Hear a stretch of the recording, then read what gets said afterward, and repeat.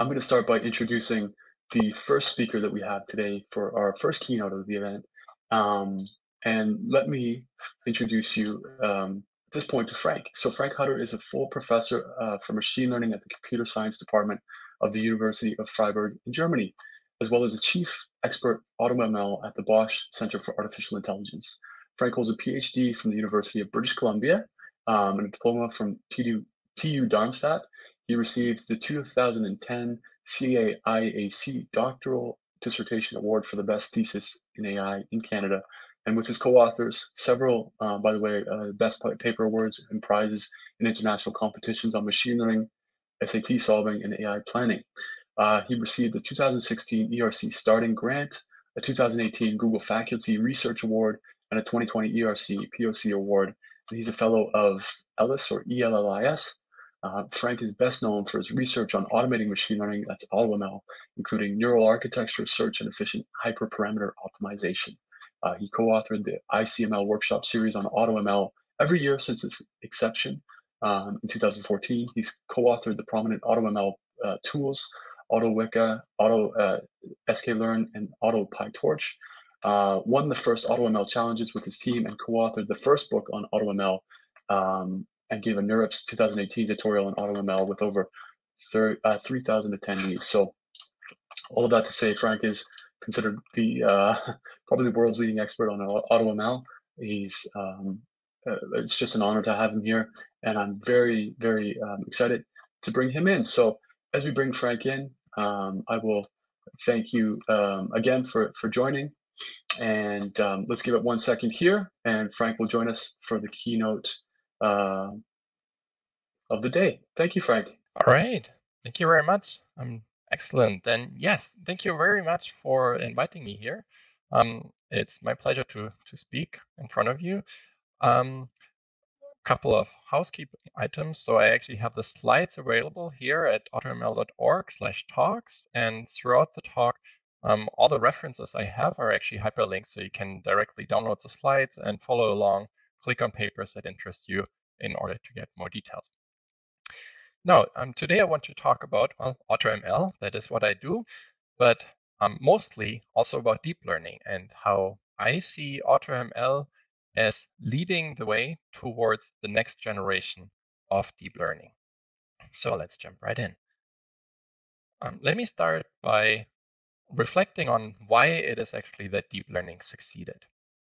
And so let's go back to what happened before deep learning. In traditional machine learning practice, before deep learning, well, there we had things like XGBoost and tree-based models and support vector machines and so on.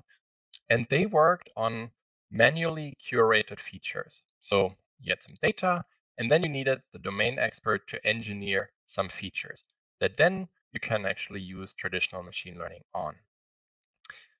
And of course, this was often a trial and error process. And the better features were, the better the results were. And really, you could only do that much with better machine learning algorithms if you could somehow get better features. That was almost always more important than getting better machine learning algorithms. Now, deep learning actually sort of turned this around and bypassed this stage here, where you need to manually engineer these features, and actually had a process to learn abstract representations of our raw data in an end-to-end learning manner. So by raw data, I mean video, speech, text.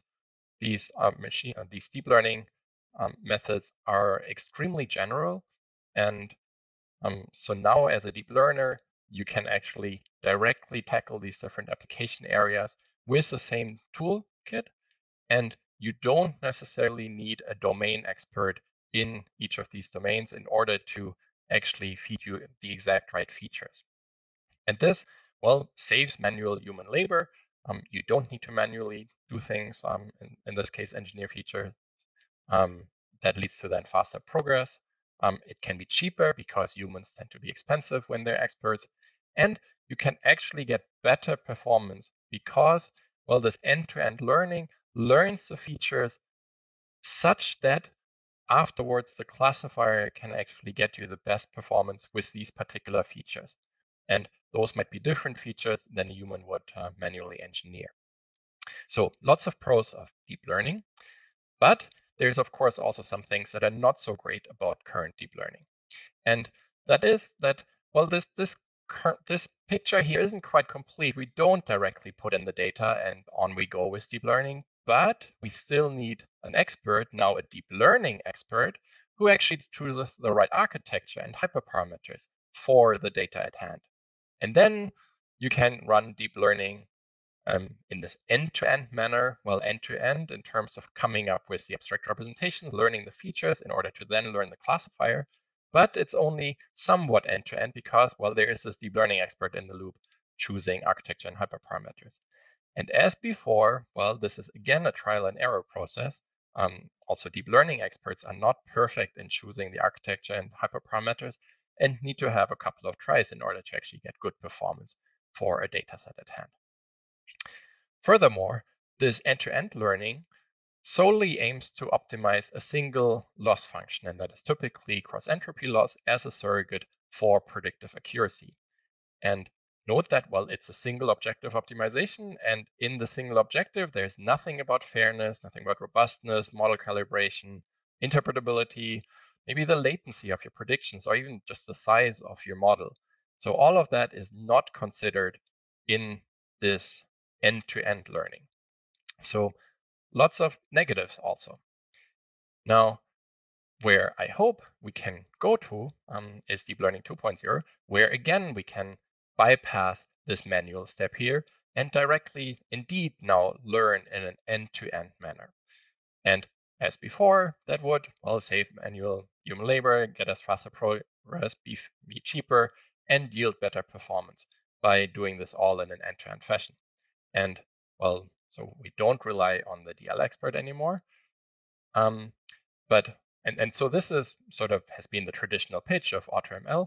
A new part to the story is that also I think we should really look at these user objectives. So things like fairness, robustness, calibration. In different applications, you care about different objectives. You might care about predictive accuracy, of course, otherwise you might not want to do machine learning at all, but you also care about fairness, or in other cases, maybe interpretability or latency of your model, etc. And the user should just be allowed to specify these objectives, and then the data and the objectives are fed together into the deep learning 2.0 system. And that deep learning 2.0 system would then be therefore more user-centric. The user actually feels like they can express their objectives properly and be able to actually build trust in deep learning. And well, all of these different criteria could be user objectives that can then also be optimized for. Now, so we have this deep learning 2.0 vision here. How could we actually get there? So I think, well, one way, a very prominent way to get there is to actually just use everything that we have right now from Deep Learning 1.0 and, well, replace a deep learning expert who actually chooses architectures and hyperparameters and maybe some multi-objective component for actually optimizing different user objectives by an AutoML system. And an AutoML system here would basically do learning and optimization on a meta level. So not on the level of the parameters of the network, but on the level of the hyperparameters, architectures, weight initializers, optimizers, etc., etc. And there we can learn from our prior experience. We can do anything that the deep learning expert can do. We can build on the data by actually running some architectures and hyperparameters and in a data-driven manner, change what we are trying. But we can also have a much closer interaction, just maybe do one SGD step and then change our optimizer learning rates and so on.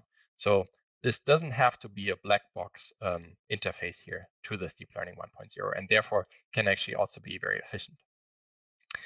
Now, I'm a professor. I'm going to talk about a bunch of research and papers and so on.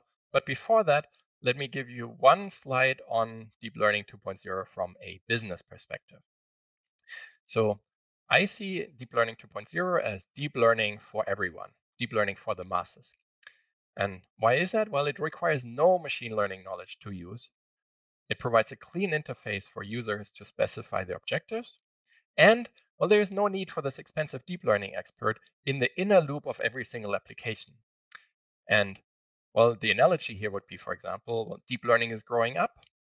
And, well, you don't need to be a mechanic in order to drive a car. And so you shouldn't need to be a deep learning expert in order to use deep learning. And because well, Deep Learning 2.0 is kind of for everyone, I do believe that Deep Learning 2.0 will be even much more pervasive than the standard deep learning we know so far. Also, I believe that Deep Learning 2.0 is really destined to succeed because, well, it boosts the productivity for both domain experts and even for deep learning experts. And therefore, it's sort of some amount of automation of all of these processes are bound to happen. The main requirement for some of the current tool sets is compute, but this hasn't really held back Deep Learning 1.0. There's massive models being optimized, and this actually has led to a big industry in hardware accelerators and so on. There's forecasts that deep learning will have a market of something like 30 trillion US dollars in the next 20 years, and Deep Learning 2.0 is destined to increase that and to unlock additional trillions in that market. I believe that strong tools will be key in order to divide the shares of that market, and we've seen that in Deep Learning 1.0 with TensorFlow and PyTorch, which have been incredibly successful in building the communities around these. And so I do think that this is really the time for decisive investments into this technology. All right, so much for my part on the business perspective, knowing that I'm not a business person, but a professor, but that would be my projection. All right, then moving more to the technical part. So I think there's 3 pillars of Deep Learning 2.0. One is the joint optimization of the deep learning pipeline. So deep learning itself optimized all the weights of the network such that the classifier in the end would actually work well. And here we would now want to optimize the architecture such that the inner deep learning works well. Or we'd like to optimize jointly all the hyperparameters such that the inner deep learning works well. Or we'd even like to optimize both of them jointly, architectures and hyperparameters, such that the inner deep learning works well. Efficiency is also key. And while I just said on the last slide, compute is getting cheaper and more available and so on. Of course, we also need to consider climate change. And there, well, we can invest into green resources and make sure that actually the energy we have comes from renewable energy and so on. But also in terms of the methods for Deep Learning 2.0, we need to invest a lot of time into coming up with more efficient methods for doing this meta learning optimization and learning. The third one is these user objectives, so optimizing for not only accuracy, but latency, model calibration, robustness, etc. There is work in these different areas, but I think we do need more, and in particular, we need more work on multi-objective AutoML that takes into account, that comes up with different trade-offs of accuracy and these secondary user objectives. All right, and so this will also guide me through the talk. This outlined these 3 pillars. First, I will talk about neural architecture search, which is actually sort of the first approximation of Deep Learning 2.0 that we already have, and that will use all the different pillars. So we are jointly optimizing the architecture such that the inner deep learning works well. There's lots of work on efficiency, and there's also work on multiple user objectives such as latency and so on in neural architectures. So I'll run through a couple of examples there, and then I'll go through the individual pillars, speed up techniques, joint optimization, and optimizing different user objectives, in particular here, model calibration and robustness to data shift. All right, let's jump right in with neural architecture search. So the problem of neural architecture search is to find a neural architecture, let's call it A, such that deep learning works best with it for given data. And works best for given data is measured by the validation error of this architecture when you train the weights for that architecture. And I'm going to call these W star of A. So this is the formal problem definition. We're trying to minimize this validation loss of architecture A with its optimized parameters. And the optimized parameters, that means, well, we actually optimize training loss with something like SGD for this particular architecture. We're going to call this here the outer level problem, the architectural problem. And this inner level is optimizing the weights of the neural network. So you can write this as a bi-level optimization problem like this. This problem was famously tackled by reinforcement learning by Sof and Lee in 2017. That paper partly got famous because it used an insane amount of compute. So they evaluated 12,800 architectures by just running this inner problem to completion, running SGD all the way. And then in this outer problem, they evaluated 12,800 different architectures. And this all took 800 GPUs for 2 weeks, which was estimated to take about $60,000 on common cloud computing. That paper was in 2017, and since then we've seen exponential growth of the number of NAS papers published. And many of these papers were looking at how to do this efficiently now. And that's where I'm going to be talking about next. So DARTS is probably the most prominent method to speed up neural architecture search. And it works as follows. So you have this discrete optimization problem of deciding for each edge which operation to actually use on this edge, for example, a 3x3 convolution or 5x5 or max pooling and so on. And so really in the end, you just want one operation on these different edges. And what DARTS does is it first relaxes this discrete math problem going from here to there. And having, for example, if you have a choice of 3 different operators, you use all the different operators, so the red, the green, and the blue one here, for example, 3x3, 5x5 conv, and a max pooling, and you have the weight matrices for each of these different operators. Then you apply all of them, and then you sum over these different operators. You sum, the resulting tensors that you get from feeding these tensors through these operations. You sum them up, and then, well, you have this mixed operator now, and when you sum them up, but you put different weights with each of them. So there's a weight for the red operator, a weight for the green operator, and a weight for the blue operator. And these weights, these alphas, are continuous. And what you then do is actually solve a bi-level optimization problem, very much like the one we just saw, but where the alphas are now continuous. And you solve that in order to go from here to there, where some of the weights are now much stronger and some are much weaker and are almost zero. And this problem can actually be solved by an iterative SGD, where you just do one gradient step in the inner loop of your weights of your neural network, and then one gradient step on the alphas of your outer problem. And so you iterate these in order to solve this bi-level optimization problem. And that's then very fast and doesn't actually require solving this inner problem to completion every single time, and thereby can actually be very efficient, almost the same complexity as just a single SGD run. And then after you have solved this bi-level optimization problem, you still don't have a discrete solution. You still have this operator here with a little bit of weight, and this operator with a little bit of weight, and this with a lot of weight.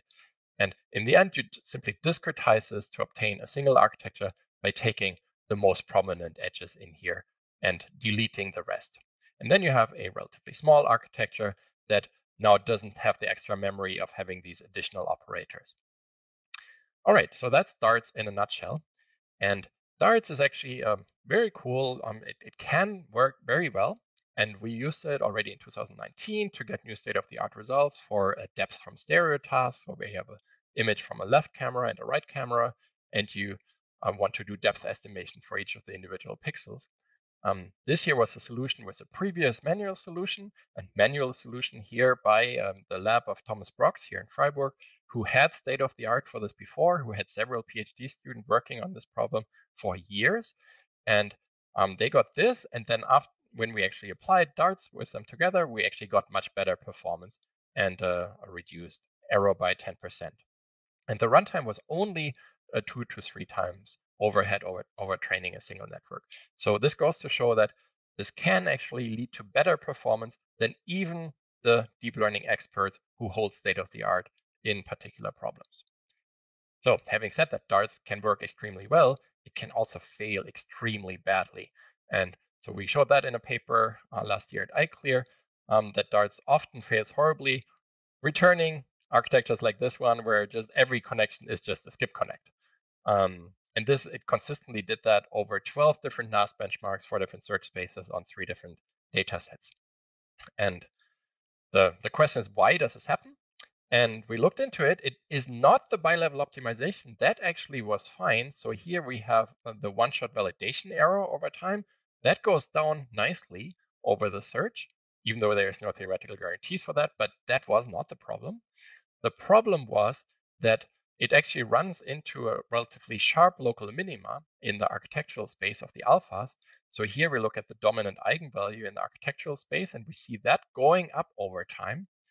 And as that goes up over time, when you then actually end darts and you do this discretization step, then that is a relatively large step in architectural space. And if you're in a sharp local optimum, then a relatively large step in there gets you very bad performance.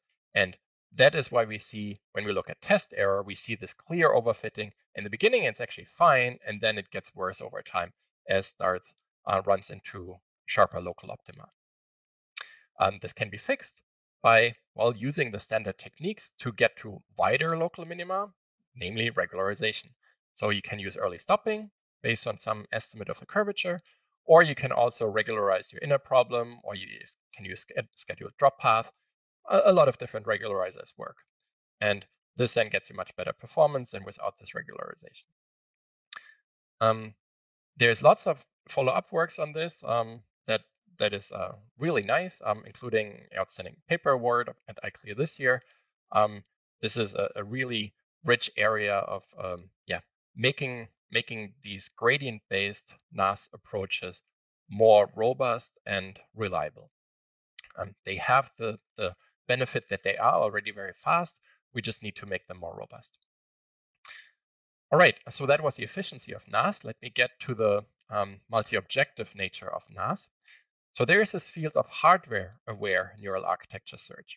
And there's various different competing objectives in neural architecture search. Of course, accuracy, but then number of parameters if you want to save your model, for example, on mobile devices.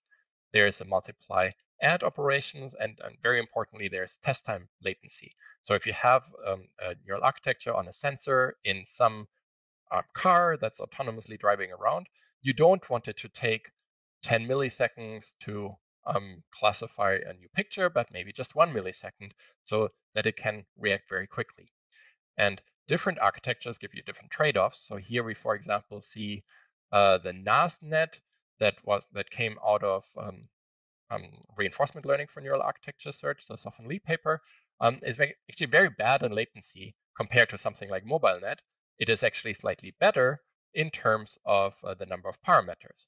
And well, here's also, and we did some multi-objective optimization for that in a method called Lemonade that was published at iClear 2019 that would actually then look at all these different objectives and can be better in all of them. From a business perspective, this hardware-aware neural architecture search is currently actually really the most important part of neural architecture search because there is a big difference across different hardware devices. And it's, of course, infeasible to manually optimize for every single hardware out there. If there's thousands of different pieces of hardware, nobody in their right mind would try to manually optimize for each of these different hardwares. But there are large possible gains by doing this hardware-aware optimization. And so that's why you want to do this automatically. And this is a key interest of many different labs, such as Google and Microsoft and Samsung and Bosch. And there's probably many I'm not listing here. Apple must be looking into this a lot. All right, so that was my first overview of neural architecture search as sort of the first approximation of deep learning 2.0, but it doesn't fully solve the problem. And I now want to talk about, well, each of the individual pillars a bit more. And yeah, I'm going to start with the speed up techniques. So there we're going to have two different types. The first one is multi-fidelity meta-learning. The key idea here is to use cheap approximations of this inner problem, because when that is cheap, then you have more function evaluations available in the same budget for the outer problem. And what do I mean by cheap approximations? You could, for example, just use fewer epochs of SGD, or you could use a subset of your data. You could downsample your images. You could use shallower or slimmer neural nets. In Bayesian deep learning, you could do shorter MCMC chains or fewer trials in deep reinforcement learning. So in every application that you think of, it's actually, you could probably quite easily come up with cheap approximations of your expensive black box function. And here's one example for that using a subset of the data. Actually, this is for support vector machines. So here we have a response surface with the two different hyperparameters of a support vector machine. And you see that actually this lower region here is the good region. This is where finally the optimal performance will lie. And this region here is just bad. And it's bad with respect to the full data set, the full MNIST here. But it's also already bad with 128ths of MNIST, just 390 data points, where evaluating an SVM takes a few seconds. Whereas here, evaluating an SVM takes several hours. So this is something like 10,000 times more expensive than evaluating here. And what you want to do is do lots of evaluations here where they're cheap, and then only evaluate the better parts of the space over here so that you don't you don't use too much compute and you don't have too much overhead. And this actually led to 1,000-fold speedups over just black box optimization on the expensive black box in this paper here. All right, I'm visualizing an algorithm here that basically picks a bunch of configurations and then picks the best ones of this, in this case here, the best third, moves them onto the next budget and iterates like that. And that algorithm is called successive halving. So here is the same successive halving algorithm when the multi-fidelity criterion we're using is runtime. So we're running different configurations up to this runtime. Then we just cut off the worst half and continue the top half twice longer, continue the top half of that twice longer, continue the top half of that up to here. And voila, we have a good performance, having cut off all this part of the space and saved a lot of time. Now, successive halving can, of course, have a problem when this configuration here actually goes on to become the best. It would just cut it off. And there's an extension of it that is this Hyperband algorithm, which hedges its bets by cutting off here, but then also cutting off at a higher budget and even the highest budget. And this highest budget here just works directly on the expensive black box function. And therefore, successive halving here is actually identical to random search and, well, has the same guarantees as random search. And this is, of course, work by Amit Talwalkar and his students, which is very nice and a very nice baseline. The biggest problem of Hyperband, however, is that it relies purely on random configurations and it doesn't learn at all from experience. So it's slow to really find the best performing configurations or architectures.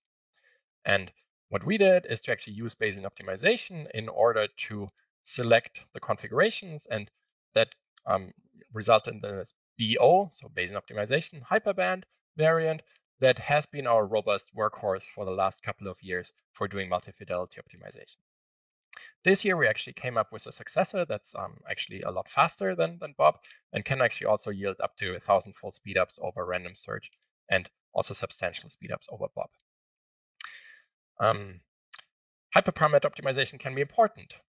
Using Bob, we actually tackled the same problem that we saw before. So first we did NAS with starts, got a reduction of 10% in the error. And then afterwards, we actually re-optimized the hyperparameters, and that gave us another 10% on top of that.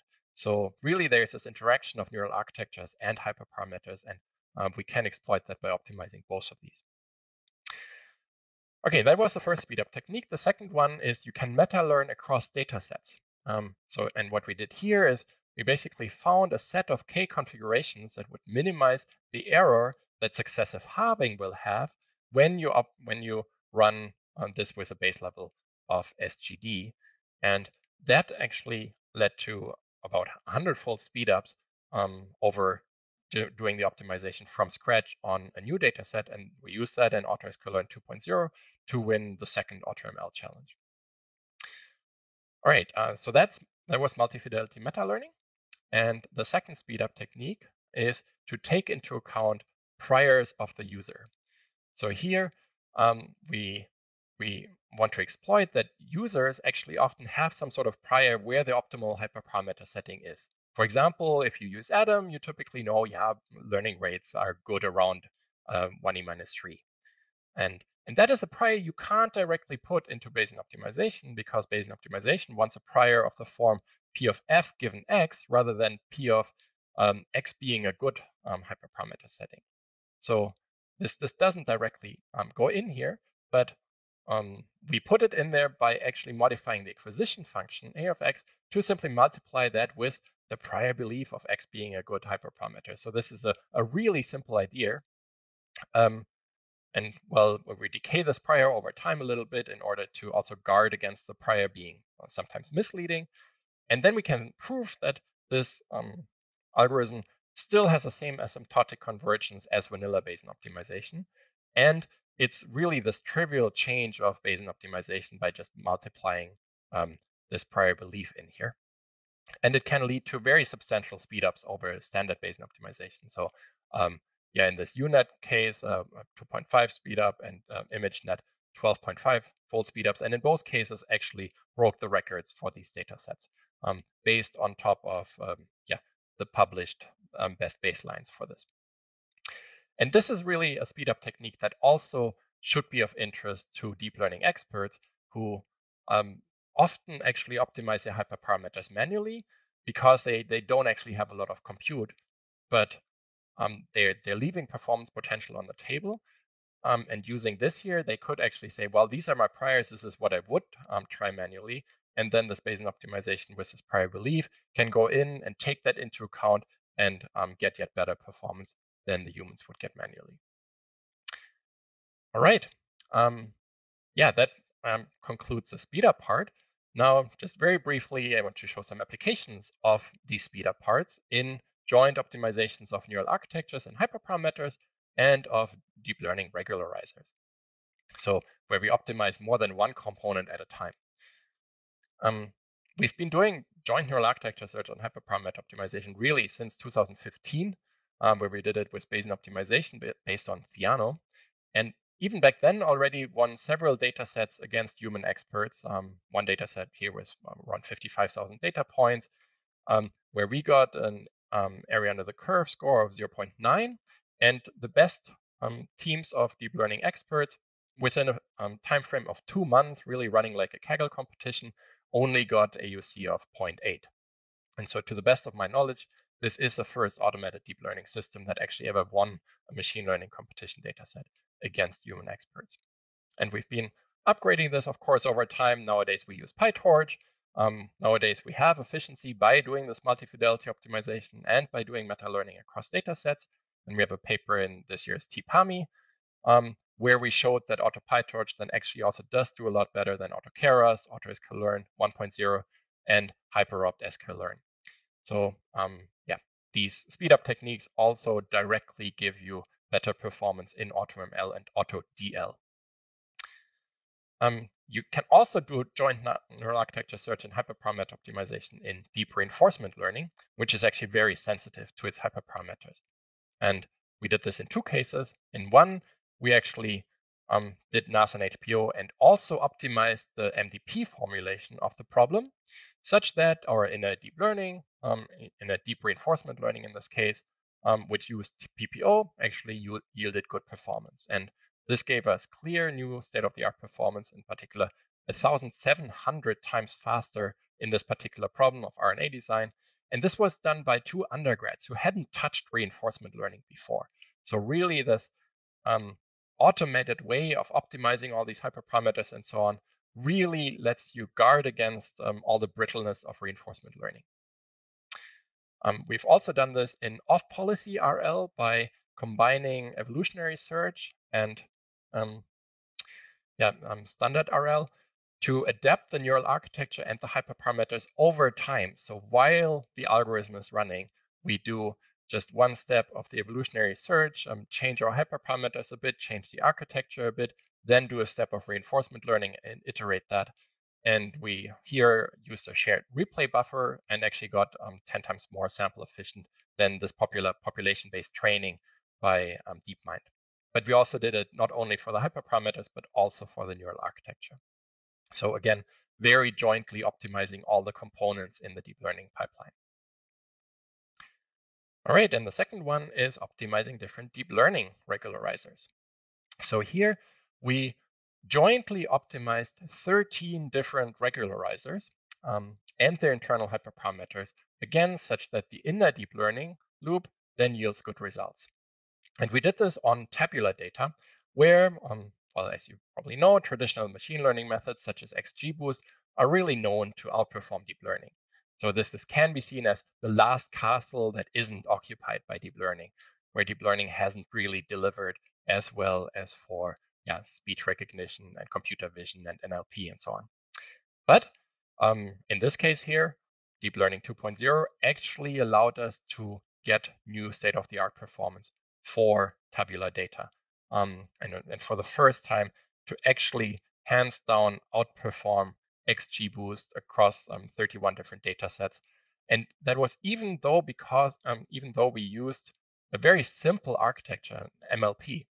And our baselines here were XGBoost, but then we also compared to other deep learning frameworks that were like a particular architecture for tabular data and a deep learning like version of decision trees. And we outperformed them very clearly. A disclaimer here, this was clean data sets. They're quite balanced, no bad outliers. There's lots of work left to be done, but I think it really opens this problem up to the community. And so the improvement over these baselines was clearly significant.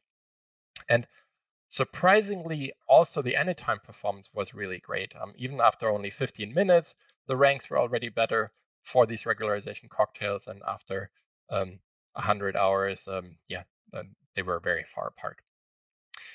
So let me just emphasize that this is really a breakthrough result that we get by this qualitative change of optimizing our regularization hyperparameters jointly. Of course, people have for decades optimized their regularizers, there's no question.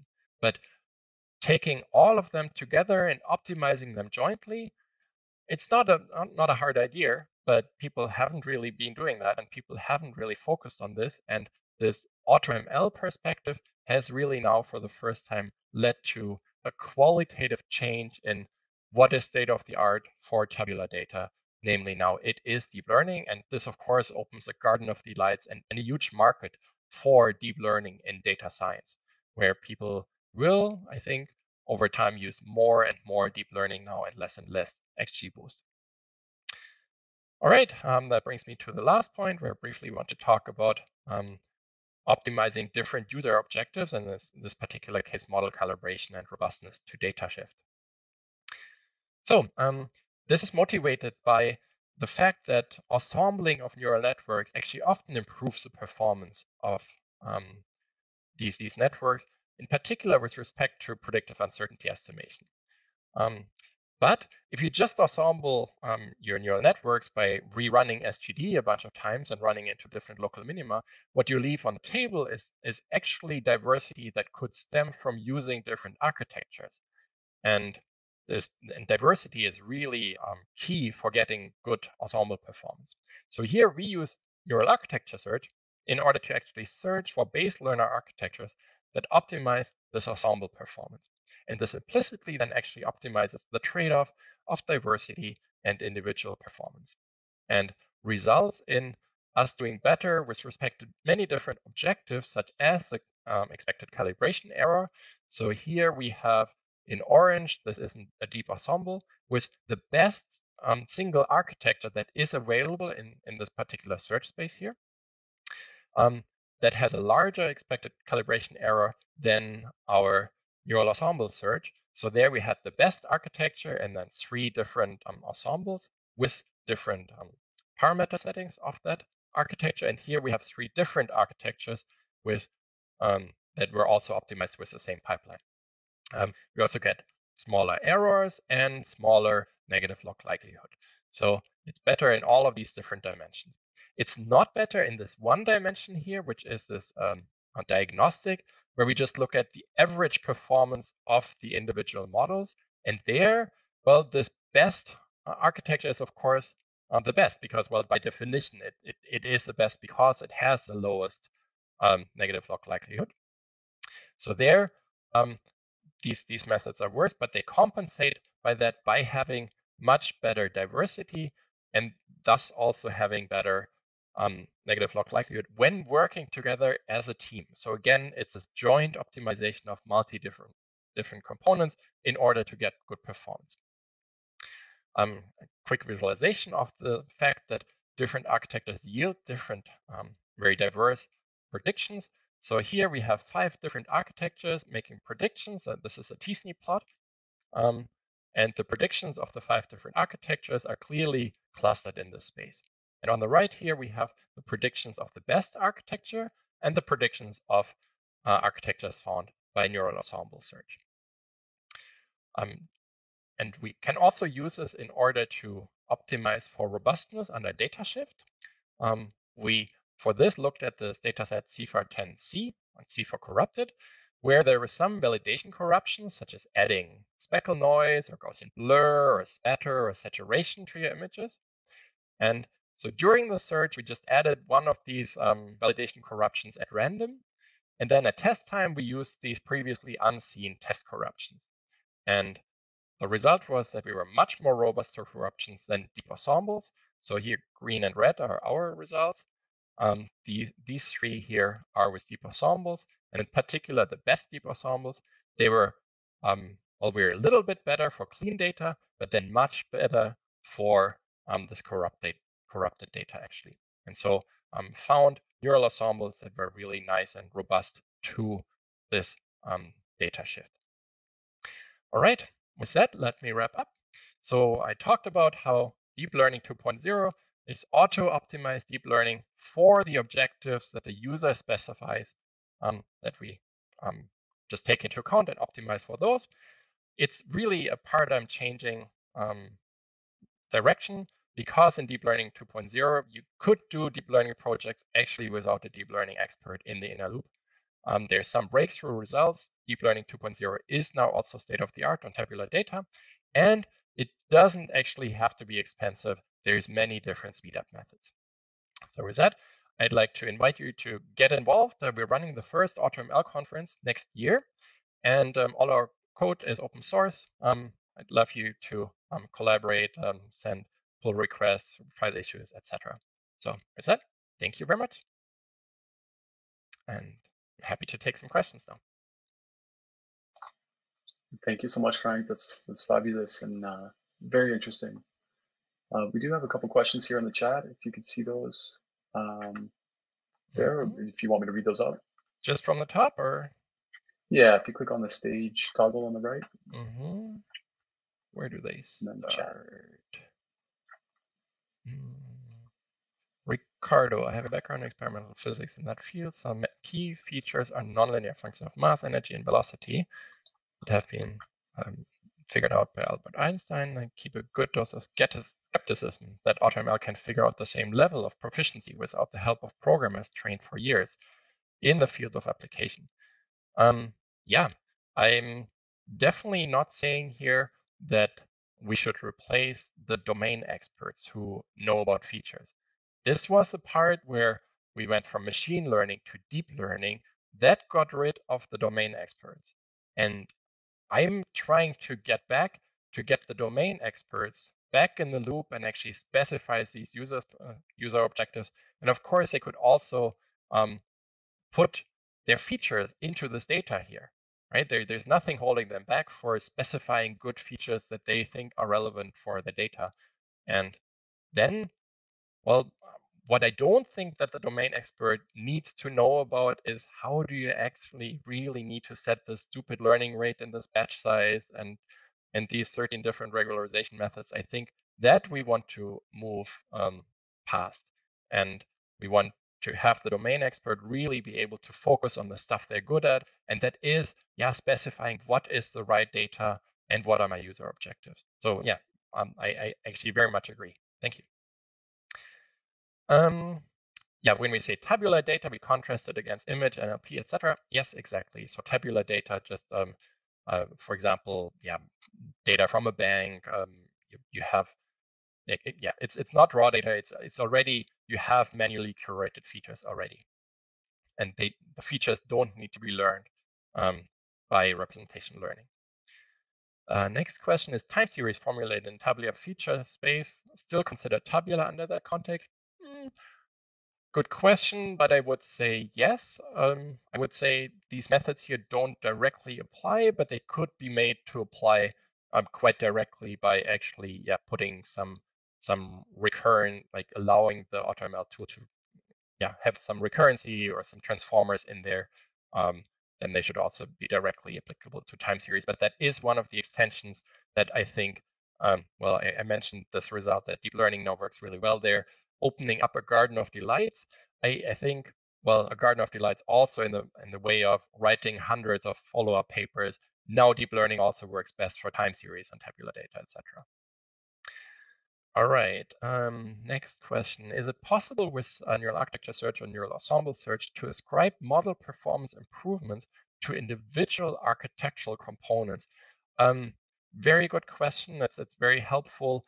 I didn't talk about this at all, but I think it is a very important part of AutoML that we should also be able to tell the users, why did this work well? And well, we have a lot of different papers on hyperparameter importance analyses and so on, where we show which are the important hyperparameters, which should be the right ranges for these hyperparameters. You could apply these directly to architectural components. And there's also some really nice work by Robin Rue on NASBOL, that's a neural architecture search with the Weisfeller-Lehmann algorithm, where they do a lot of different visualizations and transfer learning, and also ascribe performance to different architectural components with a learned model. Great. Next question by Salim. Thank you. For Deep Learning 2.0, are there any emerging tools that are gathering momentum? Well, there is a lot of company tools. There's, of course, what is very well known is AutoML, Google Cloud AutoML. Personally, I haven't really seen that perform great. There's AutoGluon, which personally I have actually seen to do really great on tabular data, however, only. They're not really targeting other data so far yet. There is, of course, AutoSKLearn and AutoPyTorch by my group that are gathering momentum. So for tabular data, I would definitely recommend those. But I do think it will, definitely take a lot of invest and new companies to pop up to really come up with decisive tools that rule the market in the future. All right, that covers the questions. Thank you very much for those. David, maybe over to you. Yeah, no, thank you so much, Frank. I really there's a question, any GitHub for us to try? Yes, github.com/AutoML. There's all our tools there. /AutoML, perfect. And Frank, can folks follow you on LinkedIn, Twitter? I have Twitter here. Perfect. Thank you so much. I really appreciate it, Frank. You're doing fantastic work. Tip my hat off to you, and it's been very inspiring. I wish you all the best, and thank you so much for being so generous with your time. Thank you very much, and great questions. Pleasure to be here. Thanks.